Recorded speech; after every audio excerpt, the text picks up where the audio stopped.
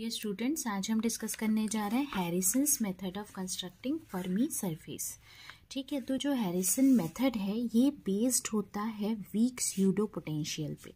Pseudo potential मतलब जो एक छद्म पोटेंशियल हम यूज़ करते हैं, मतलब कि जिसे हम कह सकते हैं कि एक ऐसा पोटेंशियल जिसकी कोई वैल्यू नहीं होती है, वो स्यूडो पोटेंशियल कहलाता है। ठीक है, तो ये जो स्यूडो पोटेंशियल है उसका इफ़ेक्ट सिर्फ इतना होता है कि ये फ्री इलेक्ट्रॉन्स जो है ना हमारे, जो कि के स्पेस में होते हैं, उन फ्री इलेक्ट्रॉन्स पे थोड़ा सा उनके मोशन पे पर्टर्बेशन क्रिएट करता है। ठीक है, लेकिन जोन बाउंड्री वाले रीजियन में या जोन बाउंड्री के आसपास नहीं करता है, इन रीजियंस को छोड़ के बाकी रीजियंस में। ठीक है, तो ये जो पोटेंशियल है इसी की वजह से एनर्जी डिसकंटिन्यूटी अराइज होती है, जिसको हम डेल ई से जानते हैं, और डिस्टॉर्शन जो होता है फर्मी सरफेस का जोन बाउंड्री पे, वो भी इसी पोटेंशियल के कारण होता है। तो अगर ये वी इफेक्टिव जो है इसको अगर हम बहुत कम करते हैं तो एनर्जी डिसकंटिन्यूटी और डिस्टॉर्शन ये दोनों को ही हम हटा सकते हैं। तो सबसे पहले हम इसी एजम्पशन को लेके चलेंगे कि वी इफेक्टिव को बहुत कम कर दिया जाए ताकि हम फर्मी स्फीयर को डिस्क्राइब कर सके। फर्मी स्फीयर मतलब जो सर्कल होता है 2 डायमेंशन में, 2 डायमेंशन में किसी भी रेडियस के एफ का from the centre of the first brilliant zone. हम कहाँ से लेंगे इसको? फर्स्ट ब्रिलियंट जोन के सेंटर से लेंगे। ठीक है, और जिसमें कोई भी नंबर ऑफ इलेक्ट्रॉन्स हम ले सकते हैं।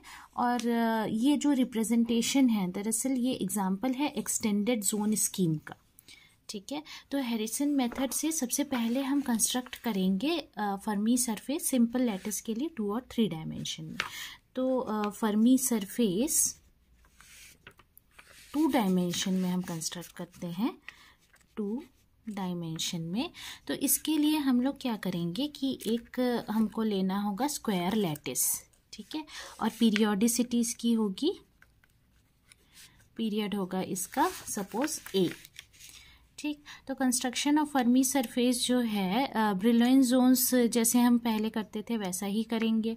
साइज हैरिसन या फर्मी सरफेस का जानने के लिए हम कुछ कंसिडरेशन लेंगे जिसमें इंक्रीज्ड इलेक्ट्रॉन कंसंट्रेशन होगा। तो शुरुआत में हम एक काम करते हैं, हम सबसे पहले लेते हैं एक मोनोवैलेंट मेटल। ठीक है, और उसके बाद फिर हम डाइवैलेंट मेटल लेंगे। तो पहले ही शुरुआत हम लोग करते हैं एक मोनोवैलेंट मेटल्स।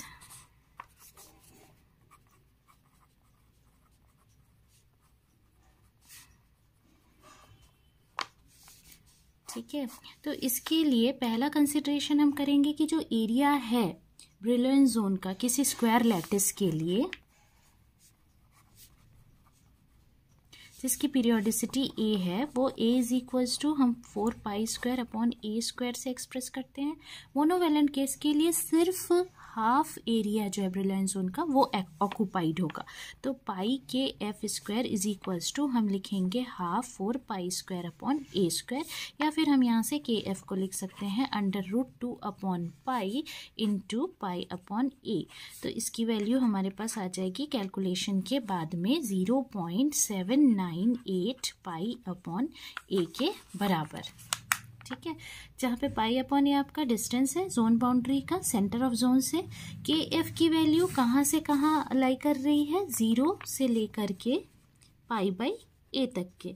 तो इससे ये पता चलता है कि जो फर्मी सर्कल है वो फर्स्ट ब्रिलियंट जोन के बिल्कुल अंदर बनेगा। तो उसको हम लोग कैसे ड्रॉ करेंगे? कुछ इस तरीके से हम लोग उसे ड्रॉ कर सकते हैं। ये आपका ब्रिलियंट जोन बन गया। तो ये फ्री इलेक्ट्रॉन फर्मी सरफेस है फर्स्ट ब्रिलियंट जोन के अंदर, और ये फर्मी सर्कल जो है वो फर्स्ट ब्रिलियंट जोन के अंदर है। फर्मी सरफेस जो है ये बिल्कुल आपका यहाँ पे अनडिस्टॉर्टेड है।